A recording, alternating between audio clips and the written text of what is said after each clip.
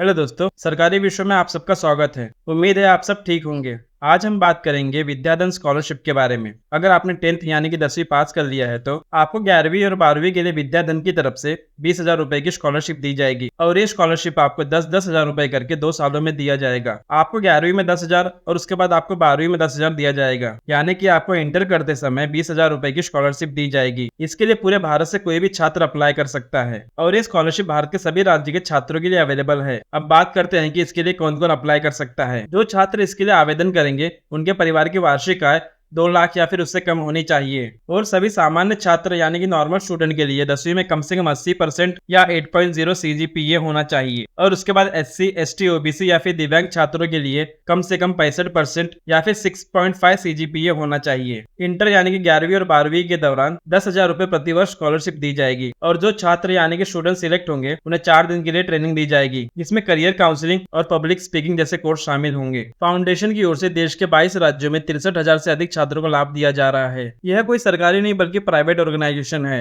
जो भारत के सभी गरीब छात्रों और पिछड़े वर्ग के लोगों की मदद करता है। जो कोई भी छात्र आगे पढ़ाई करना चाहते हैं और वो पैसे के अभाव के चलते पढ़ाई नहीं कर पा रहे तो वो सभी छात्र स्कॉलरशिप के लिए अप्लाई कर सकते हैं। अब बात करते हैं कि स्कॉलरशिप लेने के लिए आपके पास कौन कौन से डॉक्यूमेंट होने जरूरी है, यानी कि आपके पास कौन कौन से दस्तावेज होने चाहिए। तो आपके पास सबसे पहले आधार कार्ड, निवास प्रमाण पत्र, आय प्रमाण पत्र, जाति प्रमाण पत्र, आपके पास मोबाइल नंबर होना चाहिए जो एक्टिव रहना चाहिए, आपके पास ईमेल आईडी होना चाहिए और खुद का एक पासपोर्ट साइज फोटो होना चाहिए और आपका एक बैंक अकाउंट होना चाहिए। इसके बाद जो छात्र सिलेक्ट होंगे उनका एग्जाम होगा। जो छात्र परीक्षा में अच्छे नंबरों से पास होंगे उन सभी छात्रों को स्कॉलरशिप दी जाएगी, यानी कि परीक्षा के आधार पर छात्रों का सिलेक्शन होगा और उसके बाद छात्रों को स्कॉलरशिप दी जाएगी। अब आइए बात करते हैं कि विद्याधन स्कॉलरशिप के लिए आपको कैसे अप्लाई करना है। विद्याधन स्कॉलरशिप के लिए अप्लाई करने के लिए आपको मोबाइल या फिर लैपटॉप में कोई भी ब्राउजर ओपन कर लेना है। फिर आपको यहाँ टाइप करना है विद्याधन। विद्याधन टाइप करने के बाद आपको यहाँ एंटर कर देना है। एंटर करने के बाद आपके सामने जो पहली लिंक आएगी आपको इस पर क्लिक कर लेना। ये थोड़ा समय लेगा, उसके बाद ये ओपन हो जाएगा। आप देख सकते हो ये वेबसाइट कुछ इस तरीके से दिखाई देता है। अब स्कॉलरशिप में अप्लाई करने के लिए आपको यहाँ अप्लाई पे क्लिक करना है।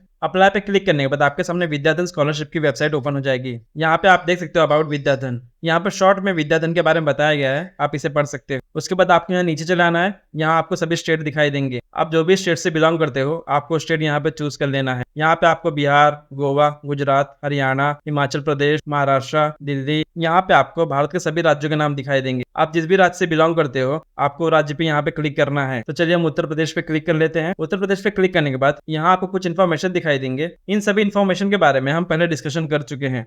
उसके अलावा और कोई इन्फॉर्मेशन है तो मैं आपको बताता हूँ। तो यहाँ पे कुछ इन्फॉर्मेशन है जो उससे अलग है, तो चलिए अब मैं आपको भी बताता हूँ। तो यहाँ पे सबसे पहला है सिलेक्शन प्रोसेस। सिलेक्शन प्रोसेस आपके रिजल्ट पे डिपेंड करता है, यानी कि आपके मार्क्स पे डिपेंड करता है और आप फॉर्म में जो फिलअप करोगे उस पे डिपेंड करता है। उसके बाद आपका ऑनलाइन टेस्ट होगा या फिर इंटरव्यू होगा। फिर अगला यहाँ पे इंपॉर्टेंट डेट्स। विद्याधन स्कॉलरशिप अप्लाई करने के लिए जो लास्ट डेट है 15 जुलाई 2025 है। उसके बाद 27 जुलाई को आपका स्क्रीनिंग टेस्ट होगा। फिर 24 अगस्त से लेकर 21 सितंबर के बीच आपका ऑनलाइन टेस्ट होगा। आपका ऑनलाइन टेस्ट या फिर आपका ऑनलाइन इंटरव्यू पे डिपेंड करता है कि आपको स्कॉलरशिप मिलेगी या नहीं। उसके बाद रिक्वायर्ड डॉक्यूमेंट, ये भी मैं आपको ऑलरेडी बता चुका हूं। अब स्कॉलरशिप अप्लाई करने के लिए आपको यहाँ अप्लाई नाउ पे क्लिक करना है। अप्लाई नाउ पे क्लिक करने के बाद आपके सामने रजिस्ट्रेशन का पेज ओपन हो जाएगा। अप्लाई करने के पहले आपको यहाँ पे अपना आईडी और पासवर्ड क्रिएट कर लेना है। आईडी और पासवर्ड क्रिएट करने के लिए आपको यहाँ पे रजिस्टर कर लेना है। यहाँ पे आपको सबसे पहले अपना फर्स्ट नेम डालना है, फिर आपको यहाँ पे लास्ट नेम डालना है। उसके बाद आपको यहाँ पे अपना ईमेल आईडी डालना है, फिर आपको यहाँ पे डोमेन सिलेक्ट करना है, जैसे कि यहाँ पे @gmail.com, yahoo.com, hotmail.com,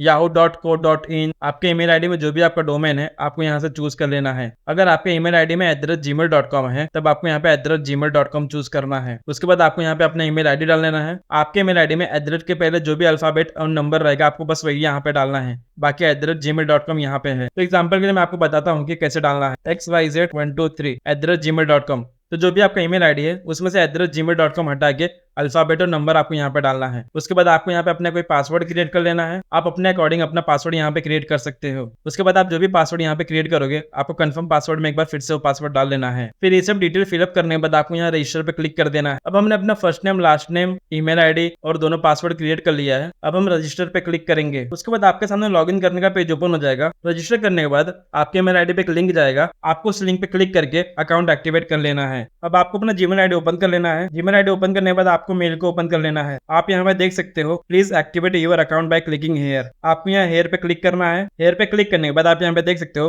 account activated. इसके बाद आपका अकाउंट एक्टिवेट हो जाएगा। आपको अपना जीमेल आईडी और पासवर्ड डाल के लॉगिन कर लेना है। तो चलिए अब हम लॉगिन कर लेते हैं। लॉगिन करने के बाद आपके सामने अप्लाई करने का पेज ओपन हो जाएगा। यहाँ पे आपको सभी स्टेट के नाम दिखाई देंगे। आप जिस भी स्टेट से अप्लाई करना चाहते हो आपको उस स्टेट पे जाके अप्लाई पे क्लिक कर देना है और आपको जो भी स्टेट रहेगा आपको उसके नीचे दिखाई देगा ओपन डेट और लास्ट डेट। तो आपको जो भी लास्ट डेट रहेगा आप उसके अकॉर्डिंग यहाँ पे स्कॉलरशिप के लिए अप्लाई कर सकते हो। तो एग्जाम्पल के लिए मैं आपको बताता हूँ कि अगर आप उत्तर प्रदेश से बिलोंग करते हो तो आपका रजिस्ट्रेशन का ओपन डेट है 15 मई और लास्ट डेट है 15 जुलाई। तो स्कॉलरशिप अप्लाई करने के लिए आपको यहाँ पे अप्लाई नाउ पे क्लिक कर देना है। उसके बाद आपके सामने स्कॉलरशिप अप्लाई करने का फॉर्म ओपन हो जाएगा। यहाँ पे सबसे पहला है पर्सनल डिटेल। यहाँ पे सबसे पहला आपका नाम आ जाएगा। यहाँ पे अब आपको थोड़ा नीचे चले आना है। यहाँ पे सबसे पहला है इंटरव्यू प्लेस। आपको यहाँ पे क्लिक करना है और आपको यहाँ पे ऑनलाइन चूज कर लेना है। उसके बाद यहाँ पे है नेम। यहाँ पे आपको छात्र का नाम डाल लेना है। फिर यहाँ पे जेंडर चूज करना है, मेल या फीमेल जो भी है आप अपने अकॉर्डिंग यहाँ पे चूज कर सकते हो। उसके बाद आपको यहाँ पे पर्सनल मोबाइल नंबर डाल लेना है। आपका जो भी मोबाइल नंबर एक्टिव है आपको यहाँ पे डाल लेना है। उसके बाद आपको यहाँ पे डेट ऑफ बर्थ डाल लेना है अपना। आपका जो भी डेट ऑफ बर्थ है आप यहाँ पे डाल सकते हो। उसके बाद यहाँ पे फिजिकली चैलेंज, अगर आप दिव्यांग पर्सन हो या फिर हैंडीकैप पर्सन हो तब आपको यहाँ पे यस करना है, नहीं तो आपको नो कर देना है। फिर यहाँ पे लिखा है व्हाट्सएप ऑन सेम नंबर। अगर आपका सेम नंबर व्हाट्सएप है तब आपको यहाँ पे यस करना है। अगर आपका कोई दूसरा नंबर व्हाट्सएप है तब आपको यहाँ पे नो करना है। तो आप अपने अकॉर्डिंग यहाँ पे यस या फिर नो कर सकते हो। फिर उसके बाद अगला यहाँ पे परमानेंट एड्रेस। आपका जो भी परमानेंट एड्रेस है आपको यहाँ पे डाल लेना है। Line 1, line 2, city. यहाँ पे आपका स्टेट ऑटोमेटिकली आ जाएगा क्योंकि आपने अप्लाई करते टाइम चूज किया था। उसके बाद आपको यहाँ पे डिस्ट्रिक्ट चूज करना है। आप यहाँ लिस्ट में से आपका जो भी डिस्ट्रिक्ट है आप यहाँ पे चूज कर सकते हो। उसके बाद आपको यहाँ पे पिन कोड डाल लेना है अपना, आपके एरिया का या फिर आपके एड्रेस का जो भी पिन कोड है आपको यहाँ पे डाल लेना है। फिर उसके बाद यहाँ पे है प्रेजेंट एड्रेस और यहाँ एक और बॉक्स दिया गया है सेम एज परमानेंट एड्रेस। अगर आपका परमानेंट एड्रेस और प्रेजेंट एड्रेस दोनों सेम है तब आपको इस बॉक्स पे क्लिक करना है। अगर दोनों डिफरेंट है तब आपको यहाँ पे मैन्युअली टाइप कर लेना है। उसके बाद आपको यहाँ नीचे चले आना है। यहाँ पे फादर एंड मदर डिटेल। यहाँ पे आपको अपने माता और पिता की जानकारी देनी है। तो यहाँ पे आपको सबसे पहले फादर नेम डाल लेना है, उनका मोबाइल नंबर, उनका ऑक्यूपेशन यानी कि वो क्या काम करते हैं आपको यहाँ लिस्ट में से चूज कर लेना है। आपको यहाँ पे कई सारे ऑप्शन मिलेंगे, उनका जो भी व्यवसाय है आपको यहाँ पे लिस्ट में से चूज कर लेना है। उसके बाद आपको यहाँ पे मदर नेम यानी कि अपनी माता का नाम डालना है। फिर उसके बाद उनका यहाँ पे मोबाइल नंबर डाल लेना है। फिर यहाँ पे सेम ऑक्यूपेशन यानी कि उनका व्यवसाय क्या है आपको यहाँ पे डाल देना है। यहाँ लिस्ट में से जो भी उनका व्यवसाय है आपको यहाँ पे चूज करना है। अगर वो कोई काम नहीं करती सिर्फ हाउस वाइफ है तब आपको यहाँ पे होम मेकर चूज करना है। उसके बाद आपको यहाँ पे उनका एजुकेशन डाल लेना है, जो भी उनका एजुकेशन है आपको यहाँ पे डाल लेना है। फिर आपको यहाँ पे अपने फादर का एजुकेशन डाल लेना है।